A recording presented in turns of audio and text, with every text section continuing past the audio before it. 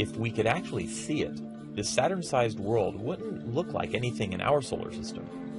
To reach such a high temperature, astronomers calculate that its atmosphere must absorb nearly all the radiation from its nearby star.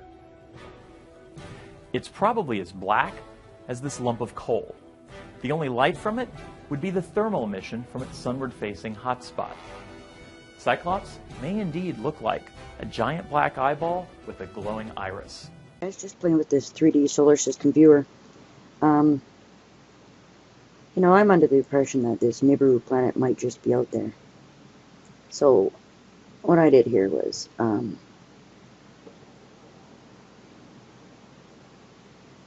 just trying to figure out where it's coming from.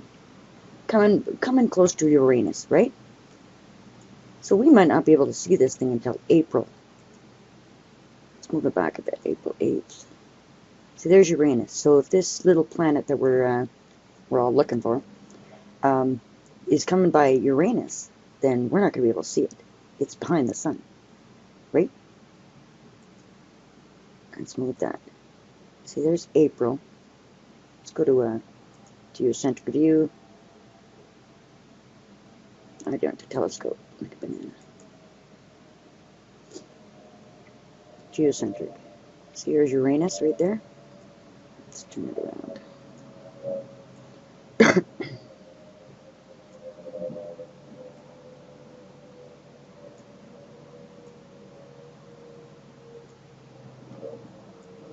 little bit of a lag here. High graphics. See where Uranus is? From our perspective, Uranus is over here. So that sun's really bright. We might not be able to see her until late April. We should definitely be able to see it by the end of April, right? Beginning of May.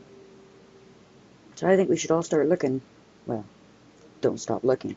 But we should all start really looking beginning of May. If she's out there, we should probably see her by May, right? Of course, you know, chemtrails and freaking clouding us out.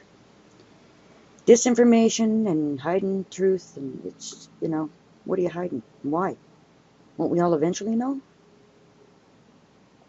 I guess preparing for it. We don't want too many people to survive, right? Because, you know, we do have the Georgia Guidestones say only about 500 million people should be here. Never wrote that. Some of the theorists say that Planet X is a planet, whereas others say that Planet X is really a star. And on Nibiru, a number of people claim that Nibiru is a planet, and yet other people claim Nibiru is also a star, or could be a star. There's this claim out there that they're two different objects, that Nibiru is the name of the star, and Planet X is the name of the planet next to it. Alternatively, some people say that Planet X is the brown dwarf star, which is basically the small star with Nibiru in orbit. If we put the names to one side for now, there seems to be the general consensus by the Nibiru Planet X theorists that there's a number of possibilities. There's a possibility of a star-like object and at least one planet, maybe more. It's claimed by some theorists that there are a number of planets around this brown dwarf star. Some people suggest that the legends of Nibiru and other gods of ancient times within Babylon and indeed beyond relate to some of these planets, and possibly even the inhabitants of those planets. Some theories relating to the planet or planets which may be inhabited speak of UFOs and alien abduction, as well as the ancient accounts of gods being connected to the inhabitants, who come to Earth to collect resources whenever that mini-solar system is on a close orbit. Many people out there believe the basic theory that there's a planet out there with a very long orbit. Exoplanets, because they have the most extreme conditions we've ever seen. Their official names, HD 149026b and HD 189733b, are based on the catalog numbers of their host stars. Personally, I'm going to call them something unofficial but easier to remember: Cyclops and Storm, the hottest and windiest known planets. Both of them are so-called hot Jupiters, a class of gas giants like the outer planets in our solar system. But their orbits would fall well inside that of Mercury, and that makes them hot. It also makes their years short, taking only 2 or 3 Earth days to orbit their stars. Our first exoplanet, Cyclops, can be found in the constellation Hercules, orbiting a sun-like star that's about 250 light-years away. Its day side is a blistering 2300 degrees Kelvin, according to infrared Spitzer observations made by astronomer Dr. Joe Harrington and his team. That's a lot hotter than the inside of a blast furnace, and sets the record for known planetary temperatures. If we could actually see it, this Saturn-sized world wouldn't look like anything in our solar system. To reach such a high temperature, astronomers calculate that its atmosphere must absorb nearly all the radiation from its nearby star. It's probably as black as this lump of coal. The only light from it would be the thermal emission from its sunward-facing hotspot. Cyclops may indeed look like a giant black eyeball with a glowing iris.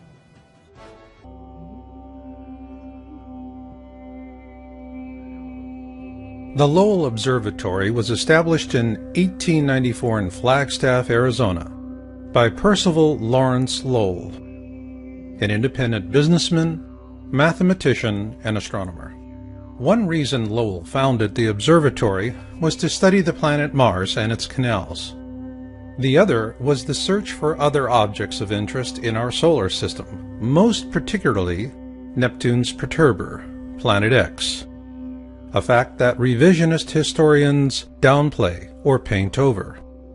Yet it was Lowell's intention to find the mysterious Planet X that led to the discovery of Pluto.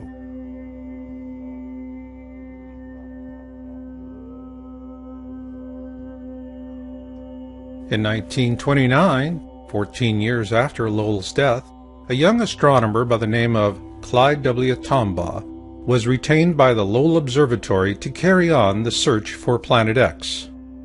And on February 18, 1930, he discovered Pluto.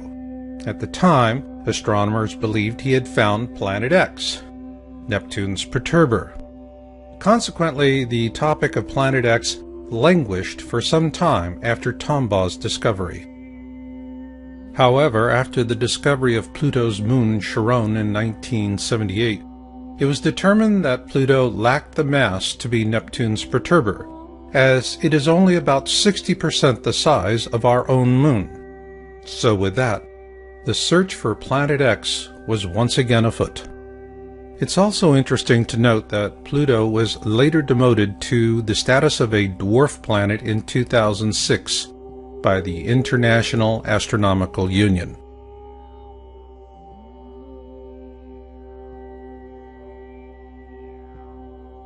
In 1950, Immanuel Velikovsky published Worlds in Collision, and he was viciously attacked by mainstream science, even though he corresponded frequently with Albert Einstein.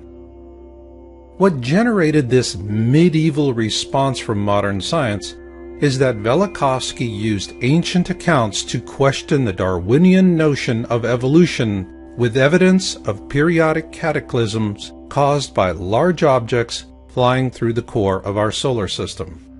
Despite ruthless suppression, Velikovsky's work reawakened an open discussion of Planet X, and following that, a steady trickle of interest emerged, both in mainstream science and the media.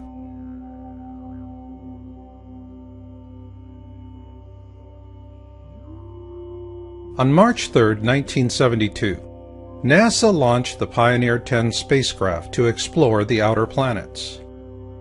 However, according to government whistleblowers, the real purpose was to find Planet X, or at least to help narrow down the search field.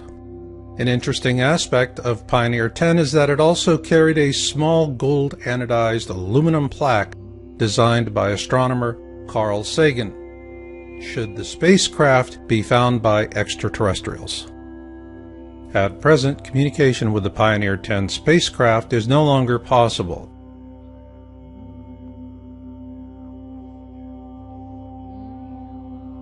Following the launch of Pioneer 10, the topic of Planet X would have languished again had it not been for Zecharia Sitchin, the author of The 12th Planet, which was first published in 1976.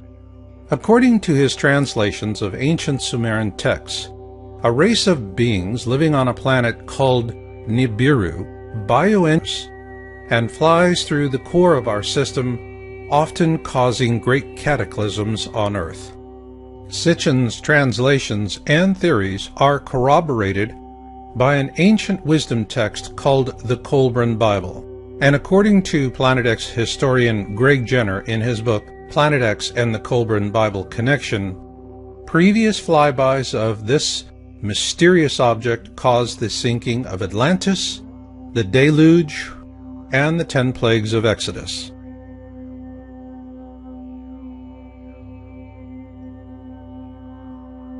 Although Sitchin was continuously mocked and attacked by fundamentalists, our government took his work seriously, and on January 25, 1983, NASA launched the Infrared Astronomical Satellite, IRAS. Its mission was to map the sky using infrared. According to NASA, IRAS was unable to complete its mission due to a failure in its supercooling system, and much of the data collected from the probe was classified and has never been disclosed. Several government whistleblowers say that this was a cover-up because NASA shut down IRAS after it imaged Planet X. Their accounts parallel an article published by the New York Times on January 30, 1983, shortly after the IRAS launch. Evidence assembled in recent years has led several groups of astronomers to renew the search for the 10th planet. They are devoting more time to visual observations with the 200-inch telescope at Mount Palomar in California. They are tracking 2 Pioneer spacecraft, now approaching the orbit of distant Pluto, to see if variations in their trajectories provide clues to the source of the mysterious force. And they are hoping that a satellite-borne telescope launched last week will detect heat signatures from the planet, or whatever it is out there. It is important to note that the term Planet X was also used to refer to a 10th planet. However, after Pluto was demoted to a dwarf planet in 2006, that definition became irrelevant.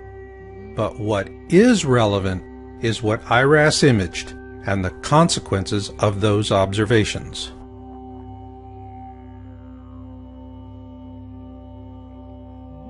In a Victoria Advocate article published on June 14, 1988, NASA astronomer Dr. John D. Anderson was quoted as saying that telemetry from the Pioneer 10 spacecraft indicated the existence of Planet X.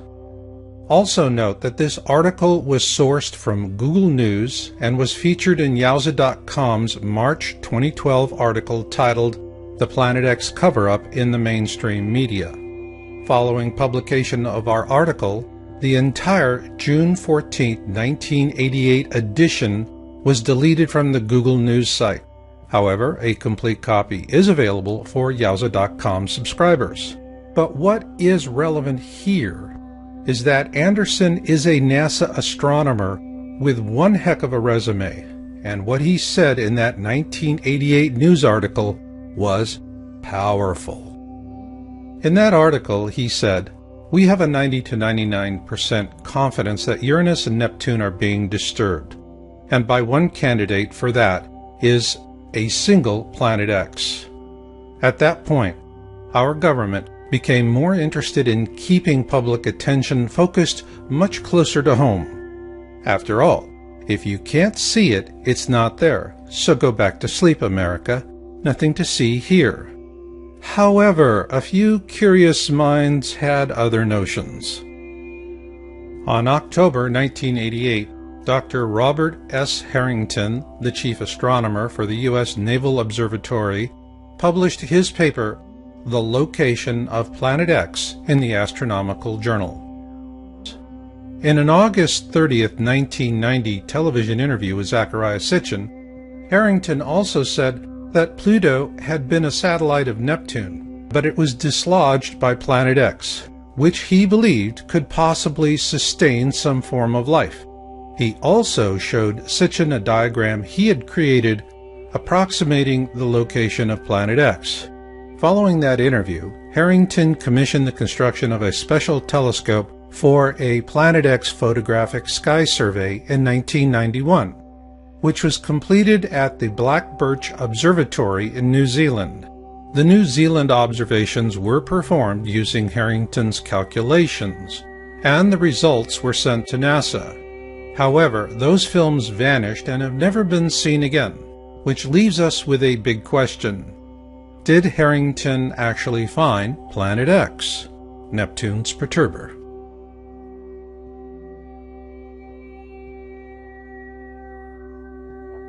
In 1992, Sitchin produced a documentary titled Are We Alone in the Universe? At the end of that film, Sitchin quotes a NASA press release from that same year. Unexplained deviations in the orbits of Uranus and Neptune point to a large outer body system of 4 to 8 Earth masses on a highly tilted orbit 7 billion miles from the Sun.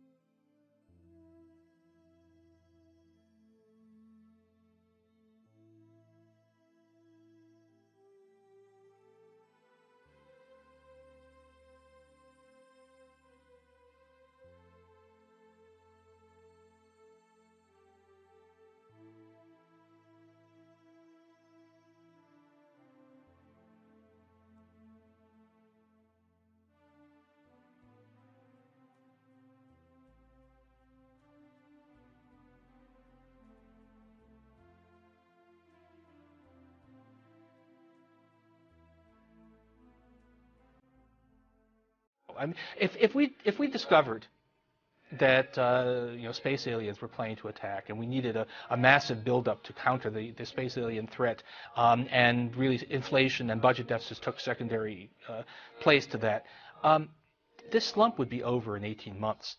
And then if we discovered, whoops, we made a mistake. There aren't actually any space aliens. So we need Orson Welles, is what you're saying. No, there was a Twilight Zone episode like this in which scientists fake an alien threat in order to achieve world peace. Well, this time we don't need it. We need it in order to get some fiscal stimulus.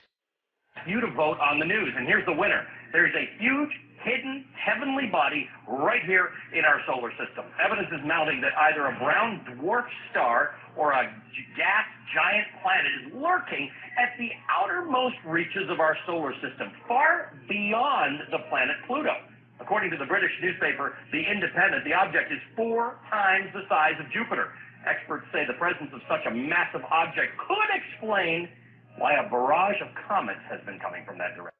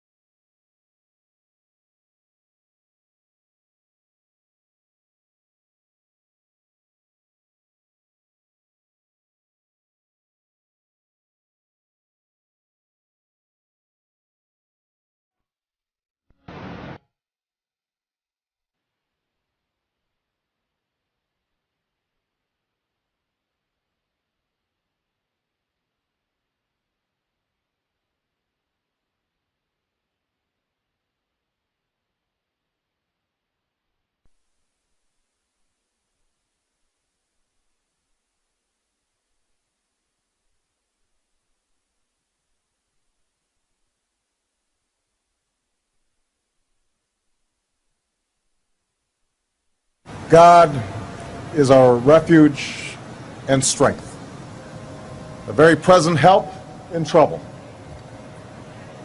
Therefore, we will not fear, even though the earth be removed, and though the mountains be carried into the midst of the sea,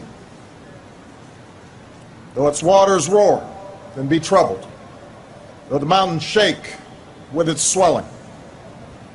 There is a river. Nations raged, the kingdoms were moved. He uttered his voice, the earth melted. The Lord of hosts is with us. The God of Jacob is our refuge. Come behold the works of the Lord, who has made desolations in the earth. He makes wars cease to the end of the earth. He breaks the bow and cuts the spear in two. He burns the chariot in fire. Be still and know that I am God. I will be exalted among the nations. I will be exalted in the earth. The Lord of hosts is with us. The God of Jacob is our refuge.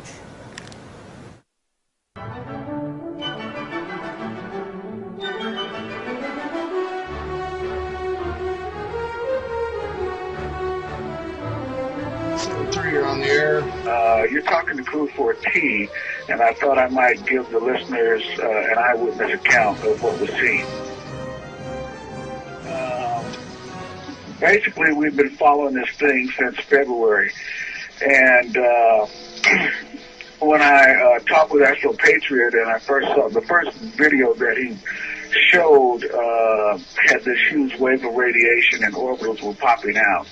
And I didn't really want to believe it, so I went and bought a scope, a Meade LX200 8-inch scope. And it took me basically until May to get it up and running and figure it out. We still didn't quite have the kinks of the camera part out, but we were able to get some viewing. Right on the 29th, 30th, and 31st of May, it basically was motionless in the constellation of Leo, with Regulus as the dominant star. And the alleged comet is over to the left. Over to the right, right around Regulus, there was this huge sort of black area. Black area such that every now and again it would move over, cover Regulus, and you could see the light from Regulus bending over the edge of what we now know as the gravity well. You could see the light bending over their fingers, and then it would move away, and you'd see Regulus as a point in the sky. After studying this for some time, I noticed over on the right-hand corner of this dark area, a little red orbital coming out in a bit of a squirrely figure-of-8 sort of pattern. About then, I started to look up at 12 o'clock, and I saw two more orbitals that popped out. They were white.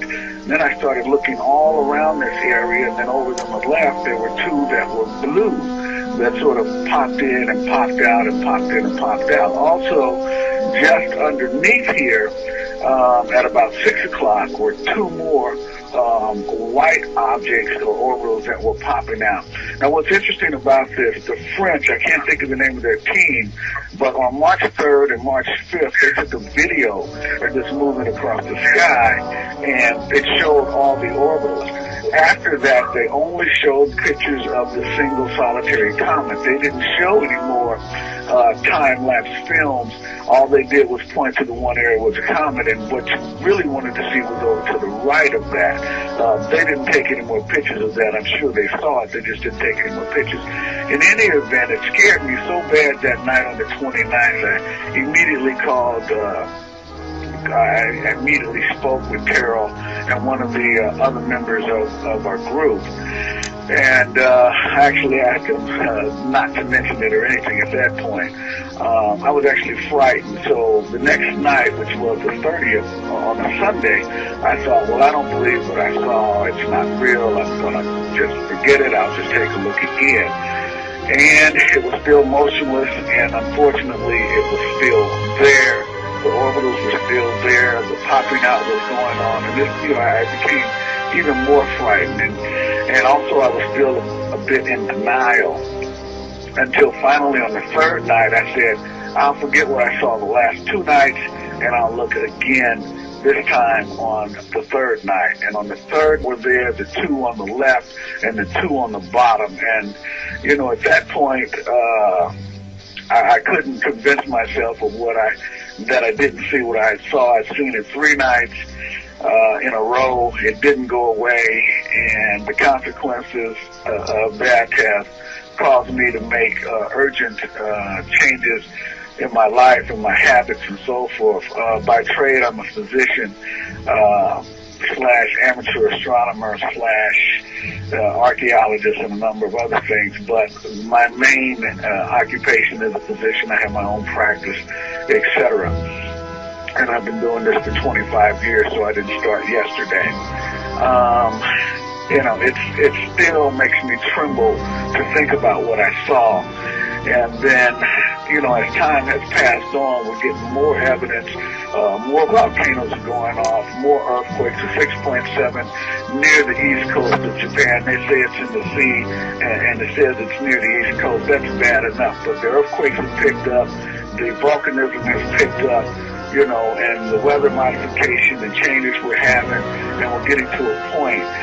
It's a bit of serendipity, as Tara alluded to before, my calling this particular person and finding out, oh, well, he's getting calls from China, he's getting calls from folks in Arkansas telling him to come right away, not explaining it to him. And I just happened to call because I sent him an email, and I said, hey, I said, you know, I really don't need these. You know, it's not the money. I'll buy something else. And then he got curious. Well, you know, you're in Missouri, he said. And I said, yeah. And he said, well, what do you need with, you know, Arctic sleeping bags? And that's when I told him about Ellie, and then it sort of, I guess he had an epiphany, it clicked as to why the Chinese were urging him to bring his entire family, but not telling him why. Same thing with the group in Arkansas, telling him to come, and they'd given him basically a 3-week window.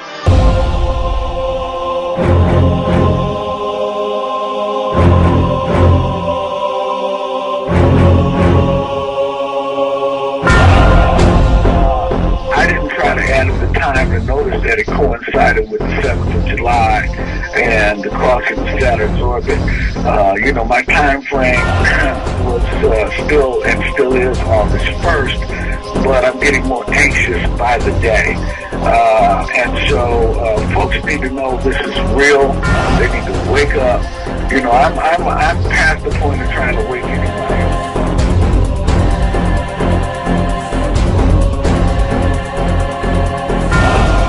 Mexico, at the Paiute Indians, the cliff dwellers, and the problem with them is the elevation is too high. You don't want to be that high. You want to get out of that area. There are 4 or 5 volcanoes in New Mexico, and they're going to blow up towards that area, so you don't want to be in that ash fallout. There's a volcano that just, I want to say about, it wasn't a volcano, we had an earthquake in Arizona today, about a 3.3. I hadn't seen that recently, so, you know, a number of things are going on. This is unstoppable, it's unavoidable, you cannot escape it, you must seek shelter.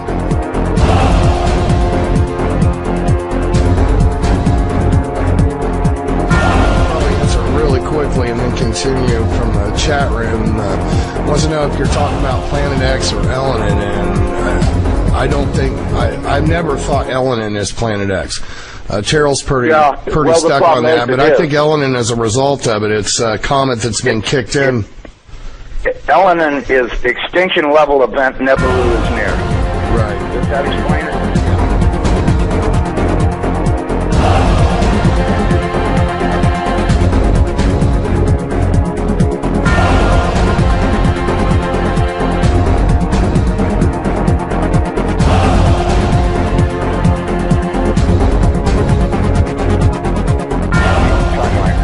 Estimated that this thing is traveling around 3,500 miles an hour, okay?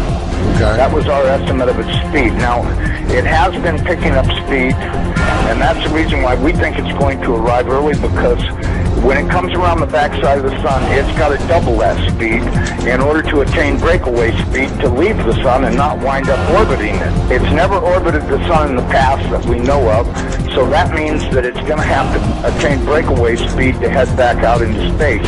Now, you look at the NASA videos, photos, and all this other crap those morons put on the internet. This thing is coming in, it's going to, as soon as it goes around the top of the sun, it's going to go back out into space. Right. And it's going to do this really fast. When it goes past us, it's going to go past us so fast that we'll almost have no time to get ready. That's my opinion, but, you know, just drawing it out on paper a few times and thinking about it, and I went, you know, if this thing picks up enough speed to make breakaway speed, then that means it's going to come past us. You know, this thing, according to what I was told, is that this thing is approximately 47,000 miles in diameter, you know, 4 or 5 times the size of the Earth, and it'll come past us, and we won't have a lot of warning, and we won't get to see it in the sky until it's on us. I think the NASA timeline is completely off. I think this thing's going to arrive much earlier than they say it is. You know, I know they're saying October, but, you know, if you look at the, you know, now, I was told that the poles are not shifting at 42 miles a year. They're shifting at 42 miles a day. And the reason is because this planet is rolling over to face this thing. Now, when it goes by, it's not going to push our North Pole away. It's going to grab our southern pole with its northern pole, and it's going to be like somebody kicked this planet in the ass. That earthquake that it talks about in Revelations, when the opening of the 6th seal comes, from what I've been told, that's very accurate, because that's exactly what's going to happen. There's going to be a massive earthquake when it locks onto us. As it goes past us, we're going to follow it right upside down. The oceans are just going to be roaring from pole to pole, as you could well guess they would, because if you take a planet that's 7,000 miles across and roll it upside down in 30 minutes, you're going to have some real serious problems with wind and water. We should be preparing to expect this thing to show up anytime. That's what's going to happen. Hopefully nothing in this mess will hit us, even though it does say it will in the Bible, leastwise it does in my Bible. It says we can expect all kinds of problems. We were looking at asteroids right close to this thing. There's asteroids that are floating around right near the, that are orbiting the main sun itself. These things appear to be about 500 miles across. And as you go back into the tail, you get into meteor.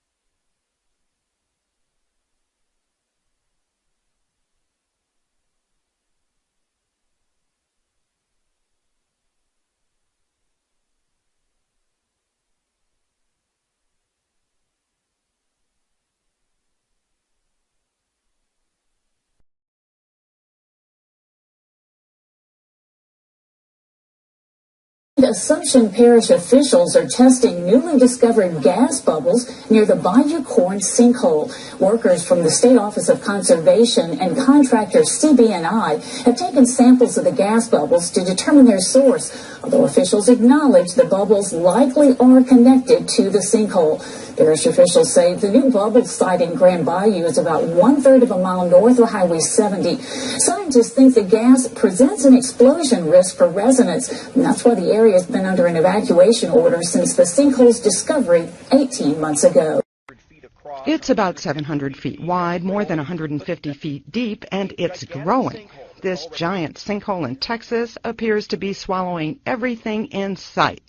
What might have begun as a crack in the ground has grown into something much more menacing. I'm going to go down with a ship. For residents in Dicetta, Texas, the sinkhole is taking on a life of its own. I've been through fires, I've been through floods, nothing like this. Never imagined we'd ever go through something like this. Geologists are still trying to figure out what caused the sinkhole and if there's any way to stop it. Officials say the sinkhole's growth has slowed overnight, while local residents are keeping their sense of humor, naming it Sinkhole de Mayo. This is Dabu 7, and you were looking where a drone had went down to the edge of the sinkhole and caught a lot of good footage here of the inside of the sinkhole, the depth. I got it on the backup channel. I'll leave a link. Also has footage of everything going down and crashing through the floor. So I'll leave a link so you guys can check that out. And now we have a new sinkhole opening up. They've evacuated homes. Hemel Hempstead, 20-foot sinkhole opens up here under the road, right next to it. Huge hole opens up. 17 homes have been cleared, and they sent these people out of there.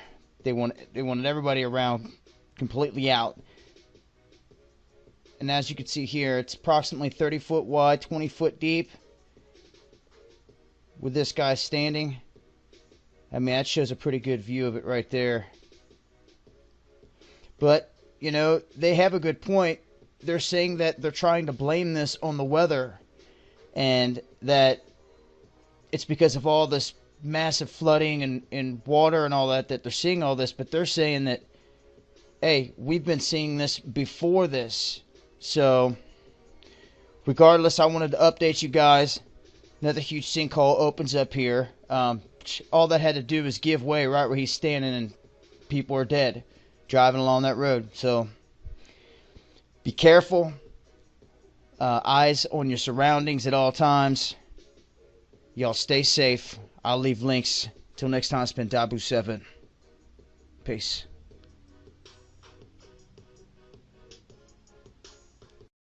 The most powerful earthquakes in the history of the United States happened along the New Madrid Fault in 1811 and 1812.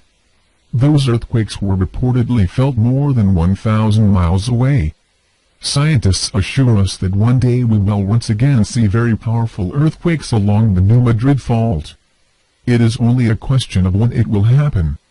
Today, the New Madrid Fault zone covers portions of Illinois, Indiana, Missouri, Arkansas, Kentucky, Tennessee and Mississippi. However, a major earthquake of magnitude -8.0 or greater would likely have a dramatic effect all the way from the Great Lakes all the way down to the Gulf of Mexico. When most Americans speak of the big one, they think of what may happen along the coast of California someday, but the truth is that a New Madrid earthquake could potentially do far more damage. So is there evidence that the New Madrid Fault Zone is making activity aggravate the fault zone so much that it could set off a truly history-making earthquake at some point? Well, the potential is certainly there. That is why so many people are so concerned about the monster sinkholes that have appeared in the region in recent months. For example, a massive sinkhole down in Louisiana is now over 8 acres in size, and it has forced hundreds of people to flee from their homes. You can see video of the Louisiana sinkhole right here. Over in Ohio, a giant sinkhole has suddenly formed that is more than 30 feet deep and that is the size of 4 football fields. That sinkhole caused part of State Route 516 to collapse, and authorities say that it will likely be closed for many months. You can see video of the gigantic sinkhole in Ohio right here. Are these monster sinkholes an indication that major earth changes are coming along the New Madrid Fault? Has reckless human activity awoken a sleeping giant that we should never have messed with? The sinkhole down in Louisiana is of particular concern because it has been venting natural gas. A few days ago it reportedly burped, which sounds kind of ominous. Could we see some kind of an explosion at some point? Many of those living in the area may not be able to return to their homes for quite a long time.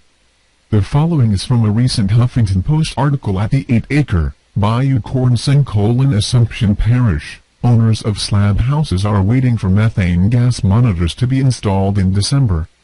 The sinkhole deepened in November and coughed up debris and hydrocarbons late in the month. Cypress trees fell into the gap. Residents are watching natural gas being flared from the site and are ventilating homes, while bayous around them bubble. But if human activity is capable of producing sinkholes that are 8 acres in size and capable of causing a 6-fold increase in the number of earthquakes in the middle part of the country, is human activity also capable of setting off the New Madrid Fault?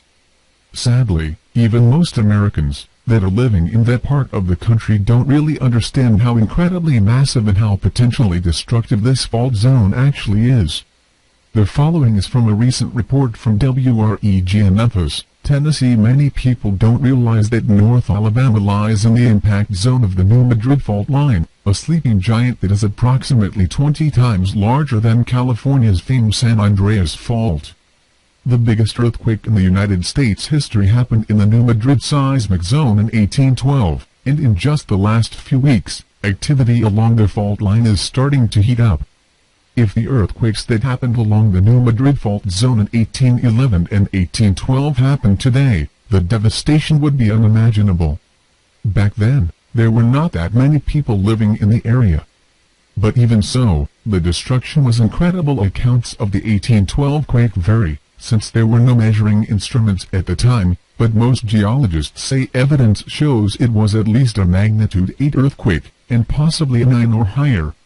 The shaking was so intense that church bells started ringing as far away as Boston and New York. Chimneys toppled from the deep south to Canada, and President James Madison was awoken by the violent shaking as he slept in the White House. Eyewitnesses said it even caused the Mississippi River to flow backwards for a time. Unfortunately, there are now indications that the fault zone is becoming more active, as a recent Examiner article explained Tuesday evening. 2 shallow earthquakes, although small, were felt in Mount Carmel, as well as 5 miles outside Edmond, Oklahoma. Illinois had the largest at 3.6 magnitude, leaving Oklahoma with a smaller 2.9 magnitude quake, as reported by the USGS. The fact that both of these quakes were shallow and follow on the heels of Kentucky's 4.3 just 10 days ago makes the questions begin to fly. Is the New Madrid waking up? Is it gearing up for the big one? When Key experienced a 4.3 2 weeks ago, it was felt across 10 to 12 states. Although it didn't knock runners off their feet, it did alarm many.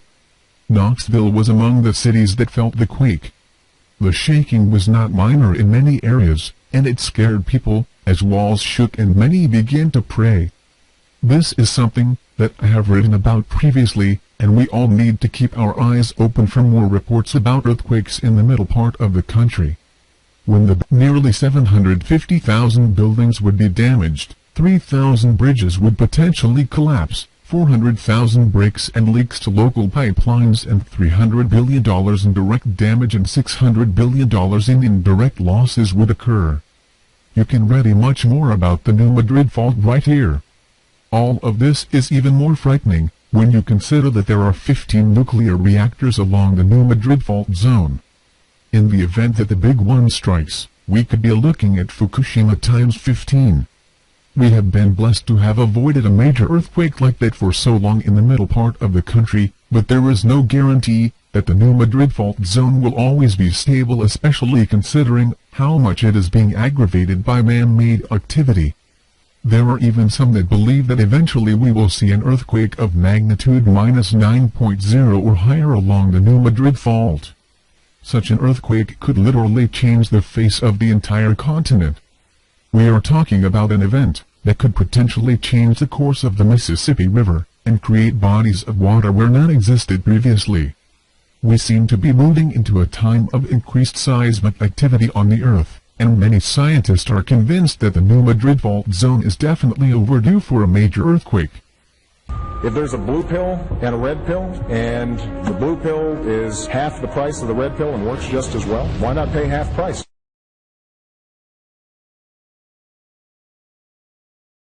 Massive sinkhole in Bayou Corn are inches away from seeping into the freshwater bayou. A protection levee built to keep that material in the sinkhole is sinking.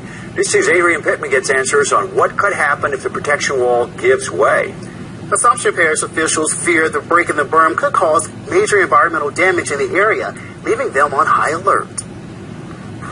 Another year and the same problems in Bayou Corn. It's a little bit frustrating that, all this time has elapsed and here we are, we're still worried about the sinkhole. A growing sinkhole, continuous seismic activity, and cracks in the protection berm around the sinkhole. There's still a lot of things going on way below the surface of the earth where we can't really tell what's going on.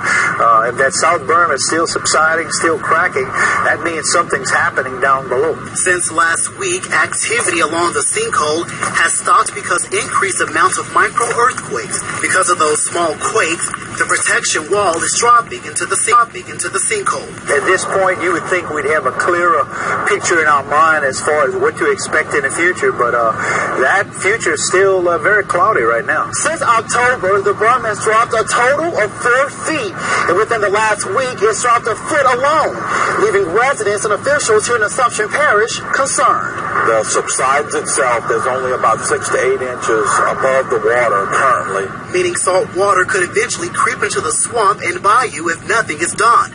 Take a look at these pictures. You can see how much the berm has sunk since last week. Environmental risk to vegetation, trees, possibly fish and so forth, and try to avoid that, and that's what the containment is for. But residents will remain hopeful in 2014. We hope for the best. We hope we can bring some conclusion to this, but I really think the sinkhole itself, we're going to be dealing with that, I think, for years to come. A spokesperson for Texas Bryan says crews will begin repairing the berm tomorrow, and there are plans in the works to extend the southern berm so it won't continue to subside. Adrian Pittman. They had taken the earthquake monitors offline. But this was interesting. Human rights defender Senator Fred Mills believes that it appears Assumption Parish Salt Dome sinkhole is becoming another ongoing man-made Lake Peigneur catastrophe, a government-supported oil and gas industry genocide through poisoned water, according to his interview Sunday by Deborah Dupre. Mystery gas bubbles plaguing Bayou Corn sinkhole area are also increasing at Lake Peigneur. I think I'm pronouncing that right, maybe not. 80 miles west of the sinkhole. Okay. But what I'm going to play for you now is this YouTube video. It's only approximately 10 minutes long. Lake Peigneur's oil rig hits a salt mine and causes mayhem. This video gives an excellent and thorough background of what happened in 1980. It's obvious that while we can't understand much of what is going on today with all of these catastrophes, all of them, BP oil spill, the Louisiana sinkhole, all of the tornadoes and the snowstorms, no, because man is lying. The lying is so pervasive in our society that we cannot get to the truth any longer. What is also very clear is that corporations are destroying Earth. They are destroying planet Earth, and there are cover-ups in every catastrophe, and the citizens of every country are denied access to documents, they're denied access to meetings, they're denied access to the information that they need to protect themselves and their families. When did you first notice these sinkholes? Well, when that hole started getting bigger, and then once I removed the rock and I cleaned off the garage floor, and I noticed where the water was going, it was making a hole and kept getting larger and larger. And as time grew on, that's been maybe within the last 3 months. Okay, let's go look at that one in the garage again. Dramatic pictures out of Ohio this morning. Take a look at this. It's of a sinkhole where it swallowed up a car while it was traveling down a busy street. Officials saying the sinkhole was at least 10 feet deep. Rescuers had to lower a ladder down so that the driver could eventually climb out. Now, she wasn't seriously hurt. Crews used a crane to then pull the car out next. But just look at that boy.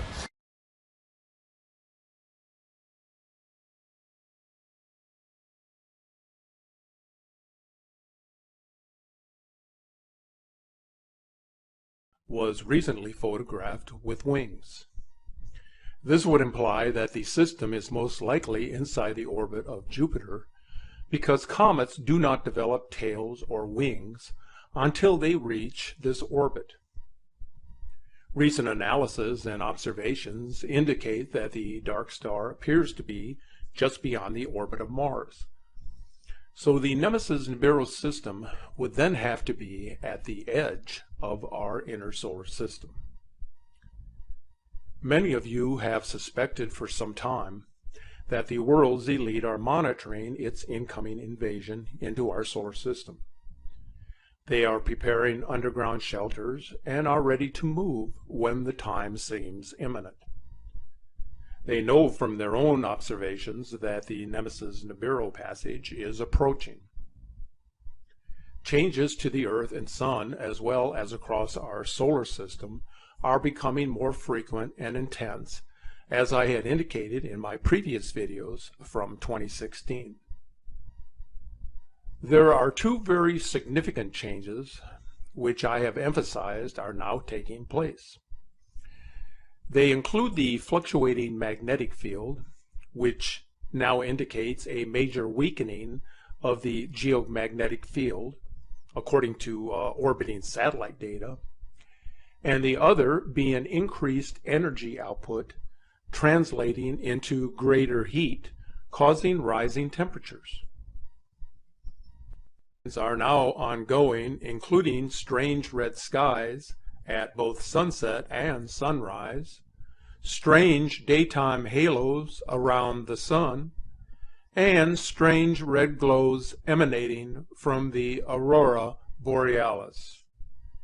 These atmospheric anomalies are being caused by the incoming Nemesis Nibiru system quakes happening along the predominant fault lines, which recently spewed large amounts of carbon monoxide. NASA satellites in space began detecting staggering large emissions of carbon monoxide gas along the west coast.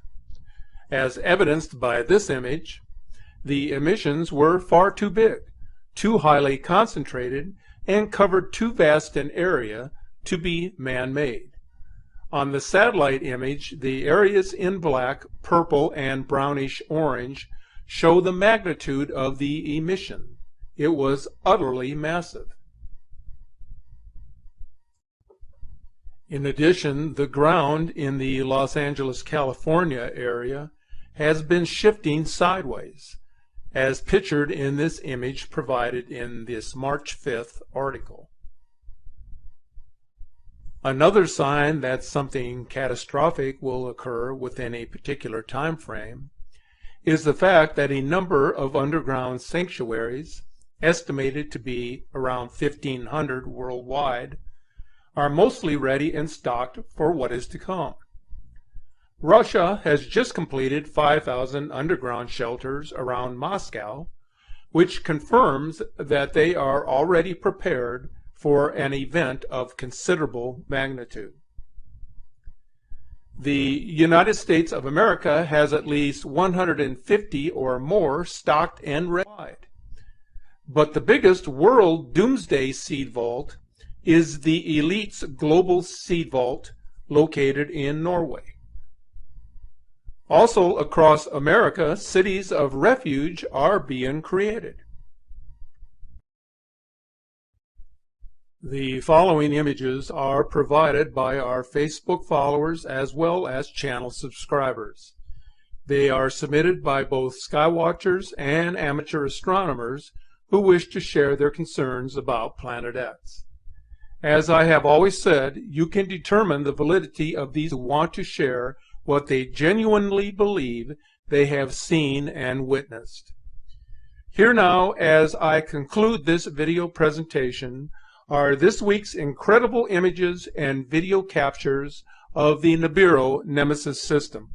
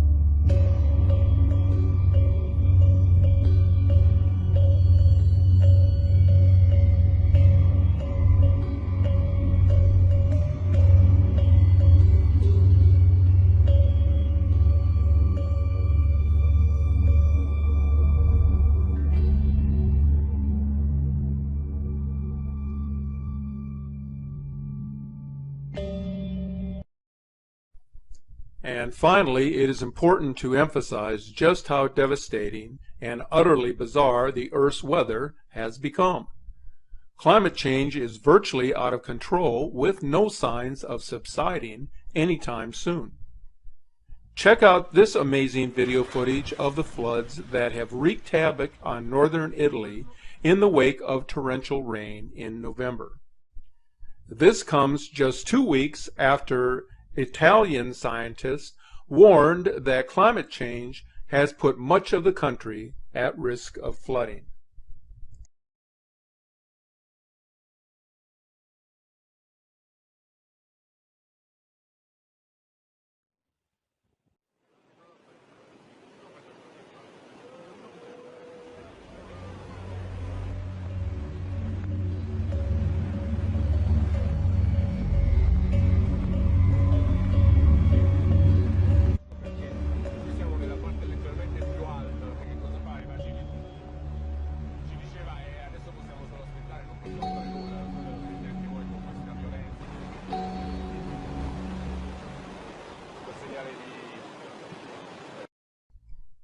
Pressure is building with the tectonic plates, and seismic activity is picking up pace, with another large quake registering 7 of New Zealand. Snow falling in Tokyo on November 24th. It is the first time since records began in 1875 that snow has been observed accumulating on the ground in central Tokyo in November. And how about this rare twister moving across the desert in Saudi Arabia on November 23rd?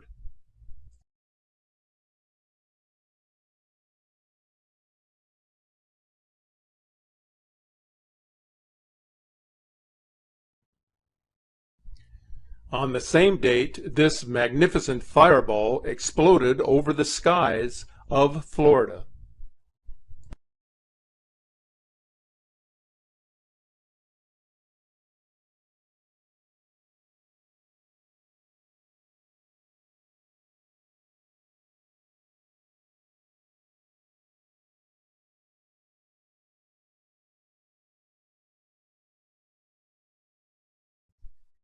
These events, as disturbing as they may seem, or as devastating as they may be,